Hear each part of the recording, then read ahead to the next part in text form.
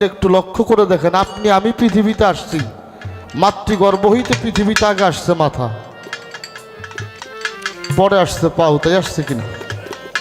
আর আমার হুজুর পাক পৃথিবীতে পদার্পণ করেছে, আগে এসেছে তার পদযুগল, তারপরে আসছে তার মাথা। একটি ঘরের ভিতর থেকে যদি কোনো মানুষকে বাহির করে দেওয়া হয়, ধাক্কা দেওয়া হয়, ওই মানুষটার আগে আসে মাথা, পরে আসে পাও। আর যদি কোনো মানুষ ইচ্ছা করে ঘর থেকে বের হয়, ওই মানুষটা বেরোইতে সর্বপ্রথম ডাইন পাটা উঁচু করে বিসমিল্লাহির রহমানুর রাহিম।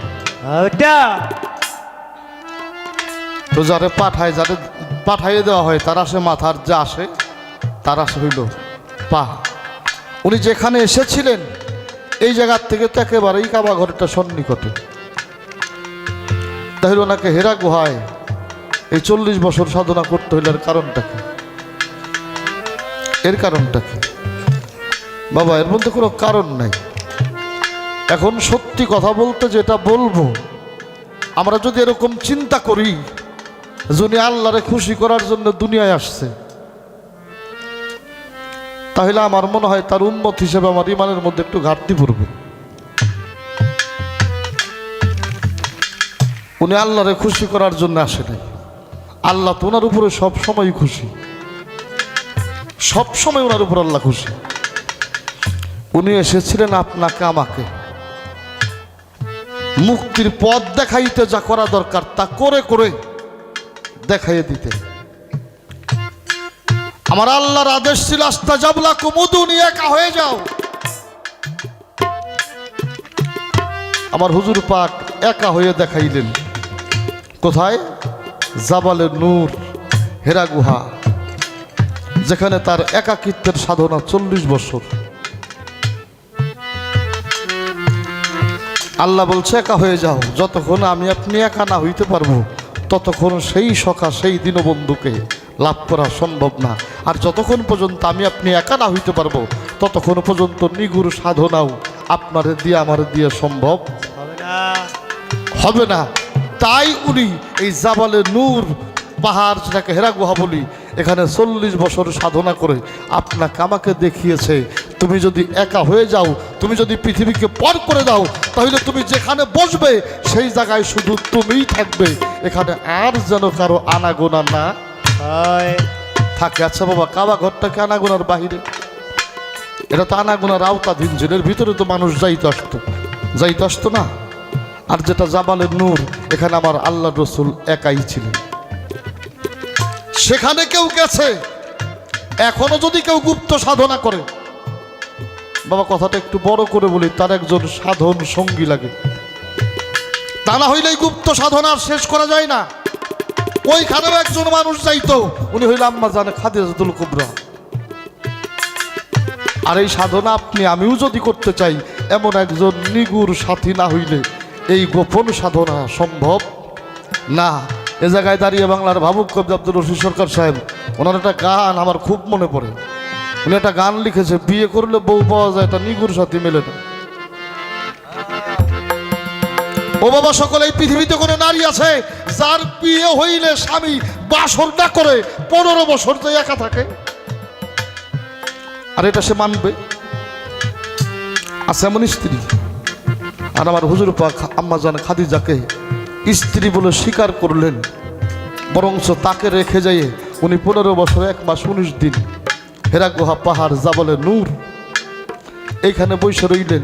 যখন নবীজির প্রয়োজন হইত তখন আম্মা জান যাইত। আর যারা নিগুড় সাথী হয়, এরা যখন নিগুড় সাথী যাদের আসে, এরা যখন সাধনায় বসে, কখন ওই সাধনাকারীর কি প্রয়োজন এইটা সে জানে। আর যিনি জানে ওনার যাওয়ার রাইট আছে, তাছাড়া আর কোনো মানুষের যাওয়ার রাইট নাই। এই জন্য বাবা, এটা কাবা ঘরের কর্ম না, এটা হেরা গুহার কর্ম। এটা হেরা গুহাই করতে হয়েছে। একটি বিষয়। আর একটা বিষয় বাবা, 40 বছর ধরে একটা কথা গুছিয়ে রাখছে, কাউরে জিজ্ঞেস করে নাই। হেলাল বাবা, এই কথাটা মনে হয় আমারও জিজ্ঞেস করা ঠিক হয় নাই। এই কথাটা আমারও জিজ্ঞেস করা ঠিক হয় নাই। আমি জানি জিজ্ঞেস তুমি আমারে করবে। এই জন্যই জিজ্ঞাসাগুলি কখনো কখনো আসে যে যারে ভালোবাসে সে যখন তার সামনে যায় তখন তার সামনে আইনি বাধা থাকে না। আর আইনি বাধা যখন শূন্য হয়ে যায় তখন ওই মানুষটা হয়ে যায় আশেক। আর যে আশেক হয় ও যে মাসেক রে কি কয় ও জানে না। এই জন্য আল্লাহ বলছে লা ফাতোয়া ইলা আশেকিন, যে আশেক হইছে আমি ওর জন্য কোনো ফাতোয়া রাখি নাই। কিন্তু যেখানে দাঁড়াইছি বাবা এখানে তো ফাতোয়ার মানুষের অভাব নেই। আমার দয়াল নবীর হুজরাখানায় কারো যাওয়া আমার হুজুর পাকের অনুমতি ব্যতীত রাইট ছিল না। একজন মানুষ যাইতে পারত, সেটা মাওলা আলী কারমাল্লাহ ওয়াজহাহু অজল্লা ওয়াজহু। হঠাৎ করে একদিন উনি আমার হুজুর পাকের হুজরাখানার মধ্যে প্রবেশ করলেন। প্রবেশ করেই কিছু দেখলেন। কি দেখেছিলেন আমি একটু একটু ইঙ্গিত করি বাবা, আমি এটার ক্লিয়ার রেফারেন্সে যাইতে পারছি না। রশিদ সরকারের একটা গানের মধ্যে আছে মারিফতের ভেদে বলে খেতার গায়ে আগুন জ্বলে। মারিফতি ভেদে বলো ওই দিন খেতার গায়ে আগুন জ্বলে। এ যে কেমন আগুন, যে দেখে নাই সে এই আগুনের জ্বালাও বোঝে না। আমার হুজুর পাক তাকিয়ে দেখলো মাওলা আলী, চিৎকার দিয়ে বলল আলী তুই যা দেখলি এটা যেন তোর পর্যন্ত সীমাবদ্ধ থাকে, এটা যেন আর কেউ জানে না। এই জন্য আল্লাহ রসুল বলছে আমারে কেউ দেখে নাই, আমারে কেউ দেখে নাই, একমাত্র আবু তালিবের পুত্র মাওলা আলী ব্যতীত। সেদিন যা দেখেছিল সেটাই ছিল নবীজিকে দেখা। হযরত আলীর মতো করে আর কেউ নবীকে দেখে নাই। এটা আলী বলে নাই, এটা আল্লাহ রসুল নিজেই বলছে আমারে কেউ দেখে নাই, একমাত্র আবু তালিবের পুত্র মাওলা আলী ব্যতীত। নিষেধ হয়ে গেল কাউকে বলা যাবে না, কিন্তু এই ভাবটা যখন নিজের মধ্যে আসলো এইটা প্রকাশ না করে কোনো উপায়ও রইল না। পারছেন আলী, মরুভূমির মধ্যে গেল 15-16 হাত একটা গর্ত কইরে আলী সেই জায়গার মধ্যে ধ্যানে বসলো। আস্তে আস্তে পানি এসে গর্তটা ভরে গেল, সেখানে কিছু সৃষ্টি হয়ে গেল। যার কাছে আলী তা প্রকাশ করলেন, সেটা মানুষ না, একটি ছোপ, একটি ছোপ। আর এই ছোপ থেকে যা সৃষ্টি হয়েছে ও এখনো কথা বলে, তবে সবার সাথে বলে না। ওরে দিয়ে যে বলাইতে পারে তার কাছে বলে, আর ওর ভাষা যে বোঝে মাত্র সেই বোঝে ও ওর সুরে কি কয়। এর বিস্তারিত যে বিষয়গুলি আলোচনার আছে, সত্যিকার অর্থই যেমন রশিদ সরকার কইছে না, রশিদ বলে কানা পীর না হক্কানি পীরের জানা। যদি কারো মুর্শিদ মুকাম্মেল হয় এই বিষয়গুলি তাদের কাছ থেকে আরো ভালো করে জেনে বুঝে এই শক্তিগুলি যখন অর্জন করবেন, তখন ইহা চাইলেও প্রকাশ করতে পারবেন না। কিন্তু আপনারে দেখে যদি কারো দেখা হয় এই শক্তি সে পলকের মধ্যে লাভ করবে। এই চা নিয়ে যান, এই চা দিয়ে না, চা দিয়ে না যান। এখন দুইটা কাজ করবেন, একটা হইলো কথা বলবেন না, আর একটা হলো চা দেবেন না। আর একটা বিষয় আসছে, হেরা গুহা এটা পৃথিবীর কোথায়? কে বাবা, ইয়া সারা পৃথিবী খোঁজার দরকার কি? গুহা শব্দের অর্থ হলো গর্ত, আর হীরা হইল একটা ধারালো বস্তু। হেরা হইল, গুহা হইল গর্ত, আর হীরা হইল ধারালো একটা বস্তু।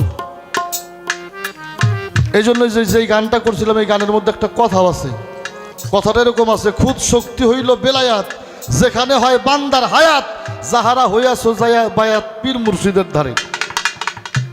ওরা সন্মুখ সালাত আদায় করে, যার যার মুর্শিদ বরযোগ ধরে। একমাত্র মুর্শিদ ছাড়া বাবা এই হেরা গুহার সাধনা কারো পক্ষেই সম্ভব না। যার মুর্শিদ বাস্তব, যার দায়বী সালাত হয়, এই মানুষটাই পারে হেরা গুহার থেকে, হেরা গুহার ধ্বংসের থেকে নিজেরে বাঁচাইতে। এইটা খোঁজার জন্য বাড়ির থেকে বাইরন লাগবো না, একটু ঘরের মধ্যে খুঁজে দাও গা, তোমার ঘরের মধ্যে ইহা পরিপূর্ণ আছে। যার বাঁচার সাধনা আছে ও সাধনা করে, আর যার বাঁচার সাধনাই ও খালি যায় আর মরে।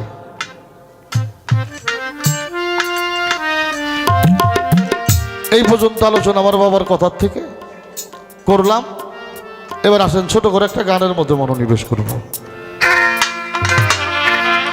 জান গে বেলায়েতের ভাব, বেলায়েতের ভাব জানিলেই বেলায়েতের ভাব জানিলেই উঠবে আল্লাহু আকবার রব জানগা বেলায়েতের ভাব জানগা বেলায়েতের ভাব হায় হায় বেলায়েতের ভাব জানিলে বেলায়েতের ভাব জানিলে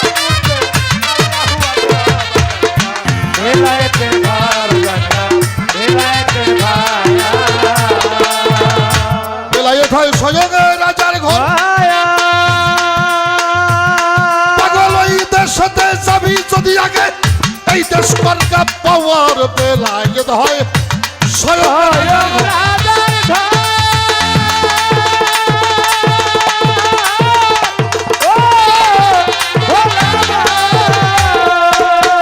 এই দেশতেই যাবি যদি আগে এই দেশ কর্কা পর আগে বন্ধ দাবের তার নফিয়েজ বাদ্দার আকার ওরে আগে বাঁধো তোদের তার, রবির সাথে ডাকায়া। আগে কাটমায়ার ফাঁসি বলে দেও নামের রশি বান্ধব প্রেমর রশি হবে নিষ্কামি বৈষ্ণব জানগা বেলায়েতের ভাব জানগা বেলায়েতের ভায়া এই বেলায়েতের ভাব জানিলে, বেলায়েতের ভাব জানিলে উঠে আল্লাহু আকবার জানগা, বেলায়েতের ভায়া। তমসে জিকির হরত বেজে চার কথা সে যদি কয় তোর বাকিসের ভয় বেটা তমসে জিকির হরত বেজে কয়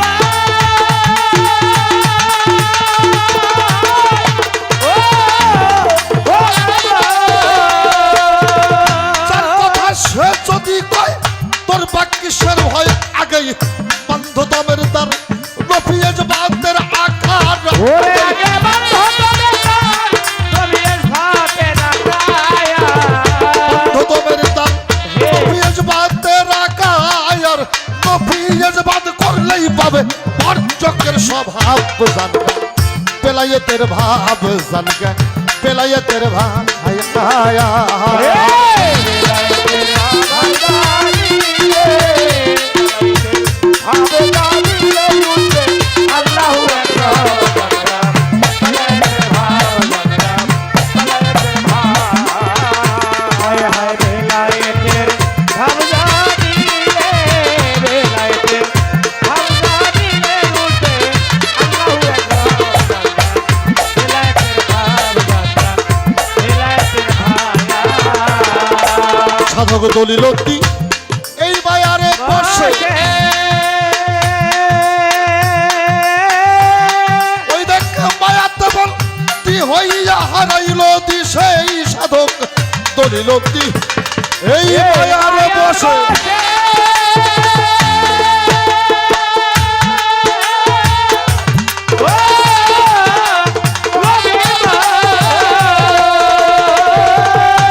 মায়াতে বল তুই হইয়াই হারাইল দি সেই আমার ভক্তির শক্তি নাই বল হবে কি পাই আবার এখন হবে কি উপায়?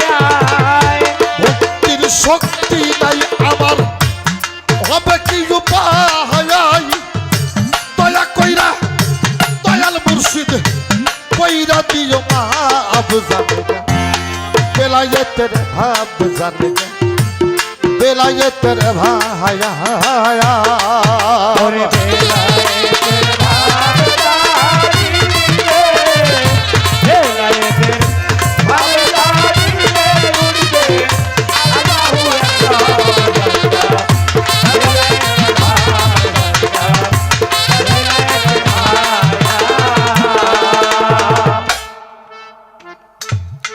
বেলায়েতের ভাব জানিলে উঠবে আল্লাহু আকবার রব জানিগে বেলায়েতের ভাব বেলায়েতের ভাব যারা জানে তারাই আল্লাহর ভাব বুঝতে পারে।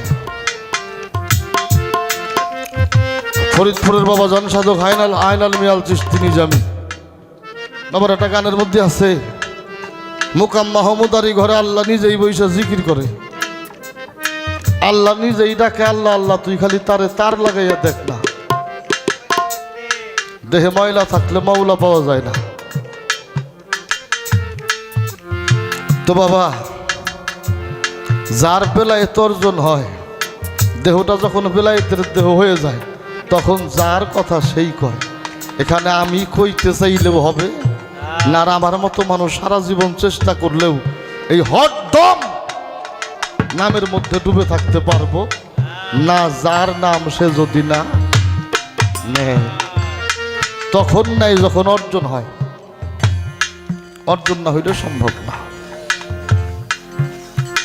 অনেকগুলি আলোচনার মধ্যে আমরা ছিলাম। একটা পর্যায়ে সে একটা কথা বলছে আমার বাবা, যেই দরবারে যারে নিয়ে আসছিলাম আর যারে পাইছিলাম, আজকে দুইটা মানুষই আর কোনোভাবেই সামনাসামনি আইনে দেখা সম্ভব না। হেলাল বাবা, কথাটা বলি না, আমার 6 বছর বয়স থেকে শুরু করে আমার যখন 20 বছর বয়স,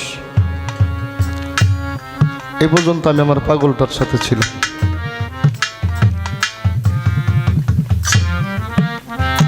এখনো বিভিন্ন দরবারে গান করার জন্য যাই। আমি যদি দেখি কখনো কোনো বাবার সাথে ছেলে বসে আছে, খুব কষ্ট হয়। কারণ আমি ওইভাবে আমার জীবনের 14টা বছর পার করেছি। সময় হয়েছে, চলে গেছে। কত মানুষের দ্বারে গেলাম, কত মানুষকে ভালোবাসলাম, কত মানুষ ভালোবাসলো। কোনো কিছুর বিনিময়ে আর সেই মানুষটার মতো আর একটা মানুষ পাইনি জীবনে। একে একে সবাই চলে গেল। ডাইনে বামে সামনে পিছনে যেদিকে তাকাই, এখন দেখি আর কিছুই যাবার নাই, কিছুই যাবার নাই, সবই চলে গেছে।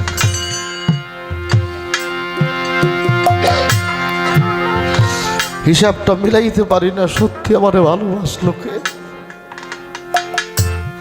ভালোই যদি বাসবে তো আমার সাথে এমন হবে কেন?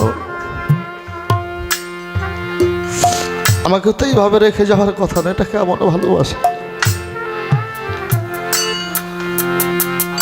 হিসাব মিলাইতে পারি না। তবে একটা জায়গার একটা হিসাব আছে। একটা সওদাগর খাঁচার মধ্যে ভরে ময়না পাখি পোষে। ময়না পাখি তো মানুষের মতো কথা বলে। সওদাগর সওদা করার জন্য যাবে, বাড়ির সবার সাথে সাক্ষাৎ করে ডেকে ডেকে বলে, আমি সওদা করার জন্য যাব, যখন আসবো তোমাদের জন্য কি আনবো। যার যেমন ভালো লাগা চাইলো। সওদাগর মনে মনে ভাবে, ময়না তো আমার বাড়িতেই থাকে, বাড়ির সদস্যের মতো, ওর কি কোনো কিছু চাওয়া আছে? হাঁটতে হাঁটতে ময়নার সামনে যেয়ে জিজ্ঞেস করে, ময়না, সবাই সব কিছু চাইলো, তুই কিছু চাবি নে? ময়না বলে, না গো, কি চাবো? বলে, একটা কিছু চা। দেখে দেখে বলে, সওদাগর, আমি যদি তোমার কাছে কিছু চাই তাহলে তোমারে বলবো 3টা বছর হয়ে গেছে আমি তোমার খাঁচায় বন্দি।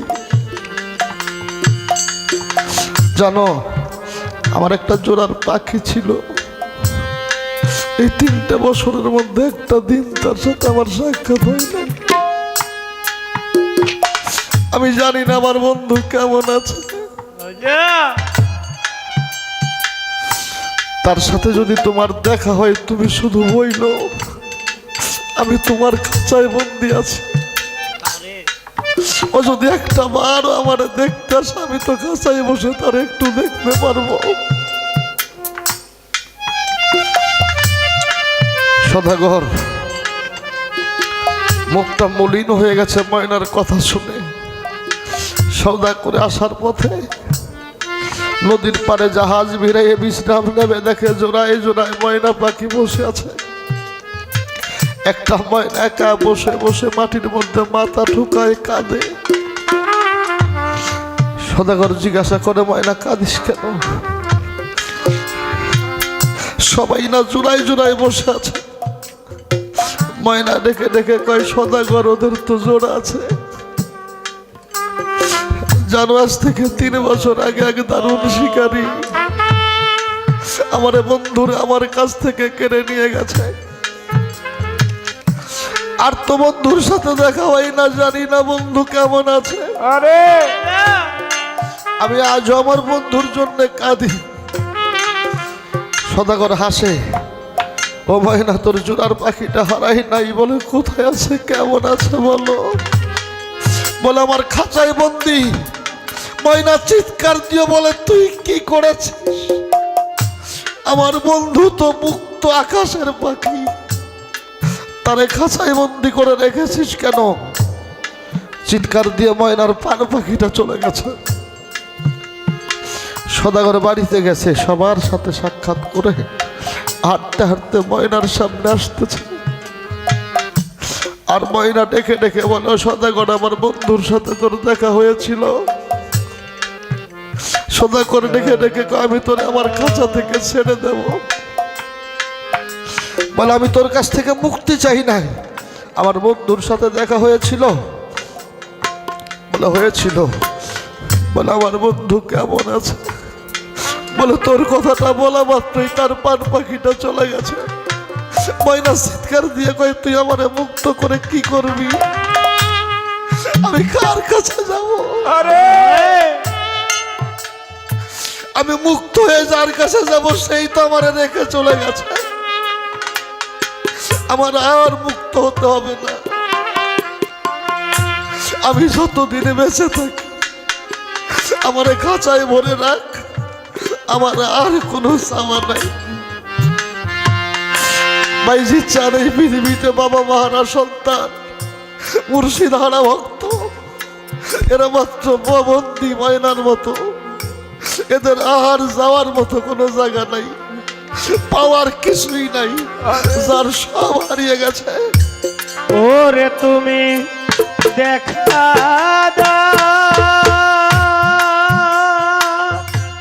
দাও না কথা, কও না বাজানো বাগি ইনি শোনে রে। ওরে তুমি দেখা দাও না কথা, কও না তুমি বাগি ইনি শোনে রে। আজিম চাঁদে দেখা দাও না কথা, কও না বাজানো ভাগি ইনি শোনে রে। ওরে কোথায় রইলা রে দয়াল আমারে জানে রে। ওরে কোথায় রইলা রে বান্ধব আমার জানে। ওরে কোথায় রইলা রে বান্ধব আমার জানে। ওরে আসার পথে চাইয়া চাইয়া, ওরে আমার বেলা আয় ডোবে। ওরে আসার পথ, নুরে আলম দাবাই আসার পথে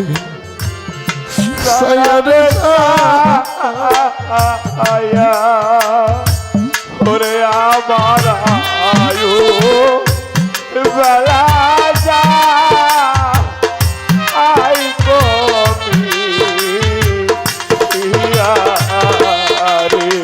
তুমি যাইলা না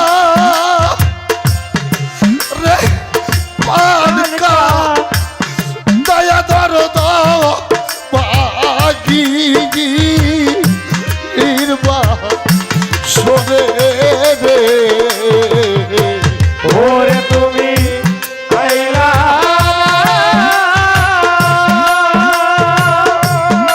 রে কালিকা আয়া বাজার দে কিতে এ দূর দিনে রে ওরে তুমি আইলা না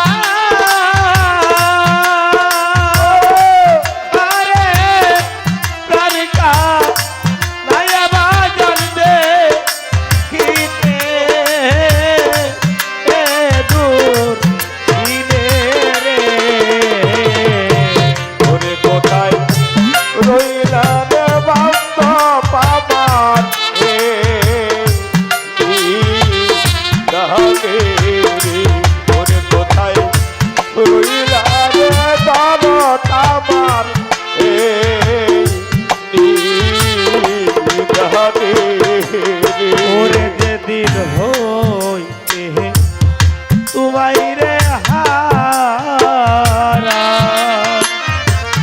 ওরে বান্ধব সমান আমার বা আচ্ছা রে তোরে আলম বাবা যেই দিন হইতে হইছি তোমায় হারা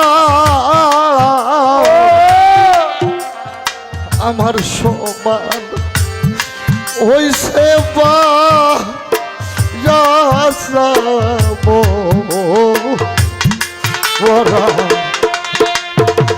আমি চলে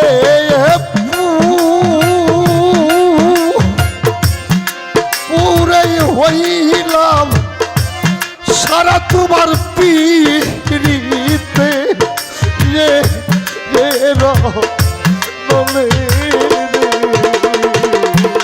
ওরে আমি চলে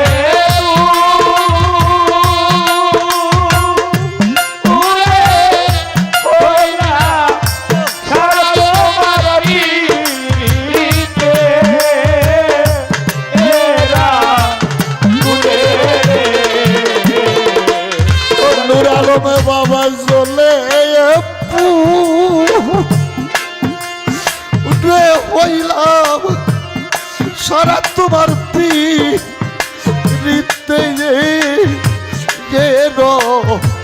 নলে রে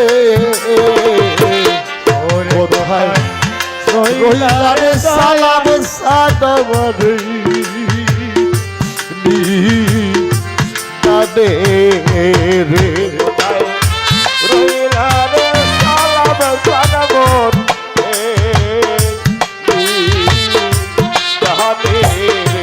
ওরে কোথায় রইলারে সালাম সাদবর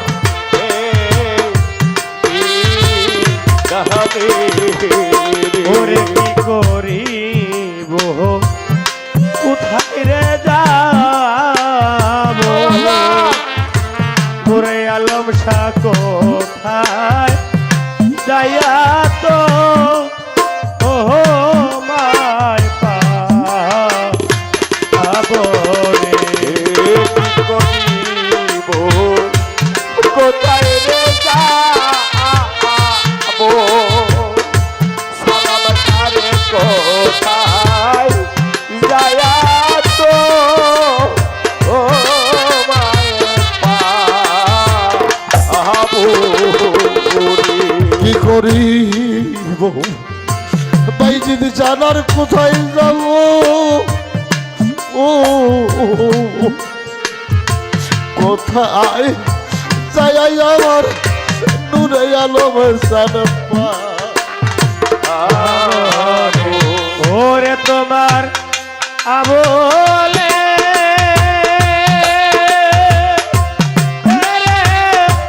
লইয়া যায়া হাতির গর্ব দিলে এ তু আনে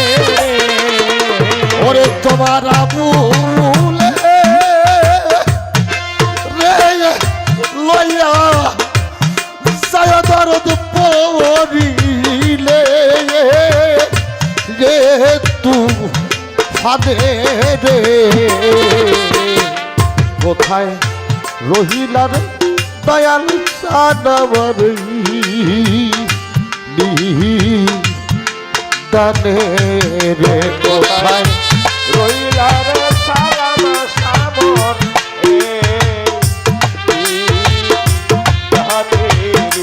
ওরে কোথায় রইলা রে বান্ধব আমার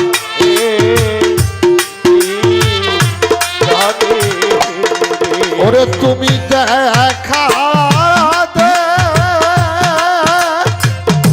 যাওটা কথা কওনা নুরে আলম বাবা দেখিয়া যা দূর দিনে রে ওরে কোথায় রহিলা রে দয়াল চান আমারে দানে রে কোথায় রইলাই আমার সালাম চান বাবা